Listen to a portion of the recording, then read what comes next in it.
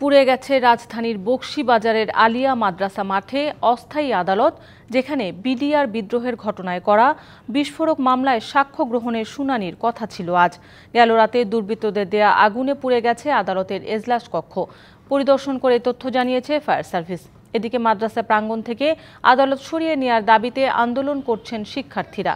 শিক্ষার্থীদের দাবির মুখে সেখান থেকে সরিয়ে নেওয়া হয়েছে নিরাপত্তার দায়িত্বে থাকা পুলিশ সদস্যদের।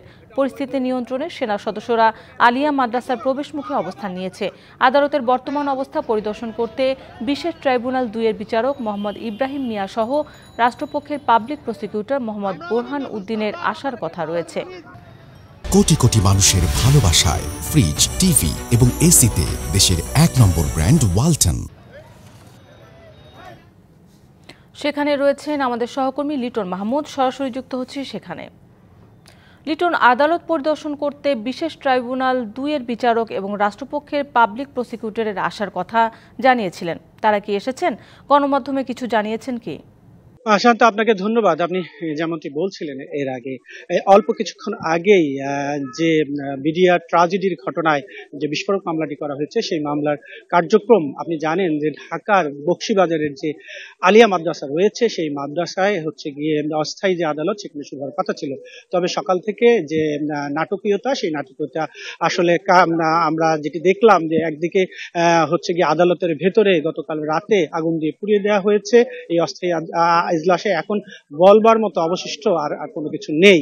আবার অন্যদিকে আমরা দেখতে পেলাম যে শিক্ষার্থীরা এখান থেকে সরিয়ে নেওয়ার জন্য এই অস্থায়ী আদালতটি তারা সড়ক অবরোধ করে রেখেছেন। তবে অল্প কিছুক্ষণ আগে যে বিশেষ ট্রাইব্যুনাল ২-এর বিচারক মোহাম্মদ ইব্রাহিম মিয়া তিনি কিন্তু এখানে এসে উপস্থিত হয়েছেন এবং পুড়ে যাওয়া যে আদালত কক্ষটি এবং এজলাস যে কক্ষটি সেটি কিন্তু তিনি পরিদর্শন করেছেন। তবে পরিদর্শন শেষে এখন এখানে অবস্থান করছেন যিনি এই ট্রাইব্যুনালের চিফ প্রসিকিউটর অর্থাৎ বোরহান উদ্দিন, তার সঙ্গে তিনি এই মুহূর্তে কথা বলছেন।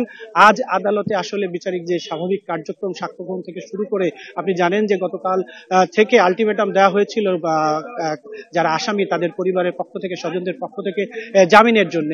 সেই জামিন শুনানিও কিন্তু হবে কিনা সবকিছু মিলিয়ে আসলে যে অনিশ্চিত যে অবস্থাটি, সেটি আসলে কি হবে, আদৌ বিচার আজ শুরু করা যাবে কি যাবে না, সেই বিষয়েই তারা এখন আলোচনা করছেন।